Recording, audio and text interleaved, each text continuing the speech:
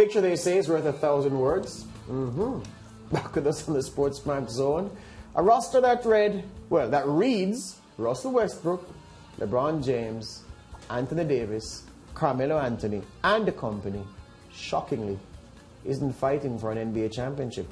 Instead, the discussion is perhaps whether and where that group of players is heading for vacation. Is it the Bahamas? Is it Cancun? Is it Bora Bora? Is it Montego Bay? Those places might be among the leading candidates. The final nail in the Lakers' coffin was hammered Tuesday night as last season's losing finalists, Phoenix Suns, strolled to a 121-110 win, in the process reaching a franchise record 63 wins in a season. The tough-talking, no-nonsense, outspoken analyst Kendrick Perkins took to social media to voice his opinion. This is what Perk tweeted. "The Lakers really tricked me. They really had me thinking they were about to do this and do that, and my big dumb freely fell for it. The fact that they are 17 games under 500 is making my damn skin crawl. They can't get a pass on this one. Real talk," says Perk. We usually say highlights of NBA games, but from a Lakers perspective, these are pretty lowlights. Coupled with San Antonio's win earlier in the night, the LA Lakers need a win to stay alive in the play-in race. Devin Booker and the Suns looking to make a historic 63rd win tonight for the Phoenix Suns. Anthony Davis gets ready for tip-off. Malik Monk finds Russell Westbrook for the three. That works. Lakers up 15-8. Carmelo Anthony finds Austin Reeves, who drives and makes the circus shot plus the foul. Reeves 18.6 assists on the game. There's another look. The Lakers up 36-33, so trying to stay alive. Taylor Horton-Tucker finds Anthony Davis for the layup. Davis 21 points, 13 rebounds. Lakers by 3. Devin Booker, though, makes a step-back 3. Boy, that's money, and Phoenix goes into the lead. And Chris Paul impounds to Devin Booker, and Paul to Booker works wonders. That ended the first half, and the Phoenix Suns up by 5 at the break. Third quarter, Russell Westbrook drives, misses the lay-in. Paul pushes the tempo, nice ball movement. Paul to Mikal Bridges, and Bridges gets the finish, then thread the needle.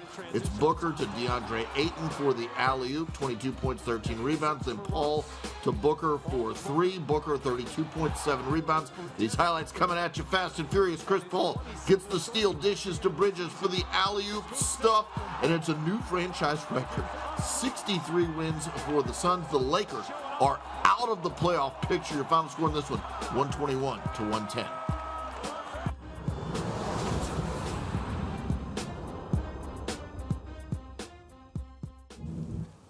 It's not a cute phrase, but it's accurate, you know. The injury-prone Anthony Davis spoke with reporters after the Lakers ousting. Our goal was to win a championship. I feel like we had the pieces, but injuries, got in the way of that. And that was a difference in our season. I think even though we lost games where all of us was on the floor, me, Bron, Russ, I think we were 3 great players, but we would have, figured it out. If we lost more minutes together. Anthony Davis. Now, there are still people who will claim they don't see what the big deal is about Chris Paul. Those are among a few who don't give Chris Paul due respect. But have a look at this. In 2008, the Hornets registered a franchise record number of wins in the regular season. 2014, the Clippers did the same. 2018, the Rockets did the same. And 2022, the Suns did the same. What do all those teams, those 4 teams, have in common? The point guard, Chris Paul. When contacted to speak about the Lakers season early on Wednesday, his response was, "Oh boy." Joining us now is our NBA analyst, Alister Albert. Wonder what he'll say now. Alister, good afternoon. Welcome to the SportsMax Zone. Good afternoon, guys. Thanks for having me again to talk about these Los Angeles Lakers one more time. Yeah, the lost Angeles Lakers, because they are lost right now. That's right. Oh, boy. So, from your perspective, my learned friend, where did it go wrong for Frankie V and his team? Man, there's so many things you could point at, and there's so many people that you could blame, so many fingers that you could point. But, I think overall, it's a roster construction that just didn't work. I think when most people saw, Russell Westbrook coming to the Los Angeles Lakers, there was just this raised eyebrow and people wondering, how in God's name is this actually going to work? This is a ball-dominant guy who was probably not going to work very well with LeBron James. And that's also not even just to put it on Russell Westbrook.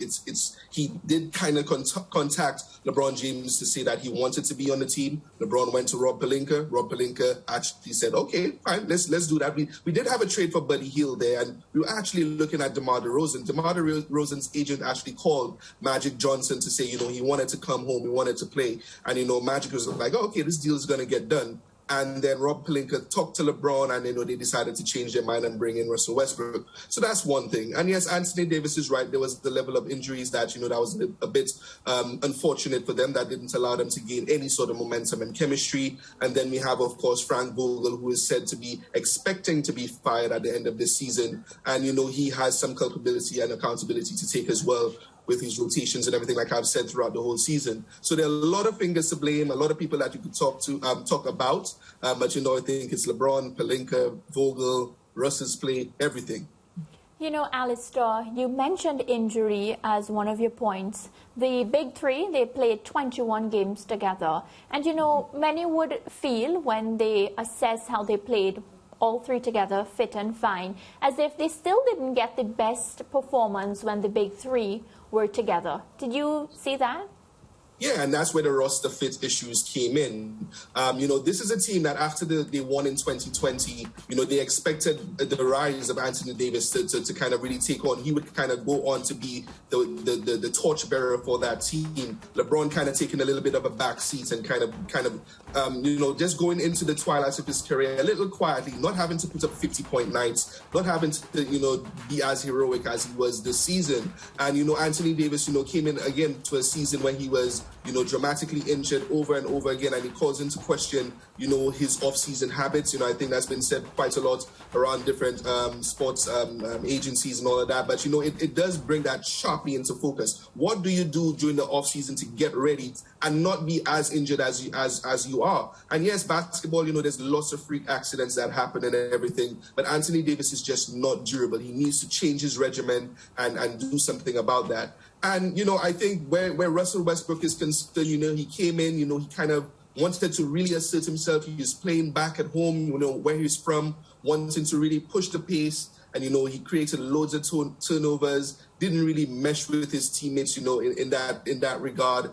And, it's just fit issues. They just didn't fit. There was no fluidity in how they played. They were not able to play against each other. There was a little bit of one-on-one. You go LeBron, I go Russell, you go AD. And it just never really worked. And it's just not a cohesive unit. And, I just hope they find ways to fix it next year, because they can't have a repeat of what happened this year. Yeah, speaking about ways to fix it, as we get ready to wrap this segment, do we expect drastic changes for the Lakers coming soon? And by that, I'm hinting on the fact that LeBron, will he even extend his contract?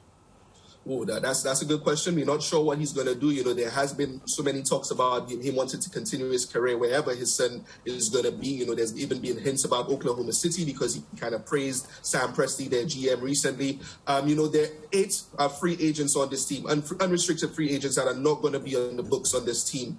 And, that's going to be an issue. But they only account for about $12 million in terms of contracts. They already, next season, without even the ball bouncing into next season, they're already just $1 million under the luxury tax threshold. So what can they do with that with the roster construction that they need to do? They need to be very creative and trying to bring back guys on very cheap contracts, and hope maybe that if they want to, get rid of Russell Westbrook, find a team that, is really willing to take on this contract and get something back that could get them under the luxury tax and even further, and kind of bring in pieces that complement that team. So it's going to be a lot of creative accounting going on in the Los Angeles Lakers executive offices, as they try to figure out what happens next year, and we'll see what happens.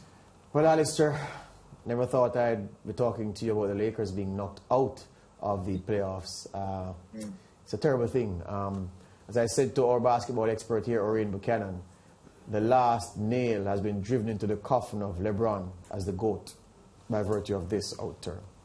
Let's end that conversation right now. All right, my friend. We'll talk again. All the best. See you later. Good. These are the scores of the games played on Tuesday. 76ers winning. So too the Magic, the Raptors, the Heat. Bucks, Wizards, Spurs winning. Jazz winning a crucial game against the Grizzlies. The man they call the Stifle Tower, Rudy Gobert, at his best on Tuesday. The Pelicans winning and confirming the Suns KOing the Lakers.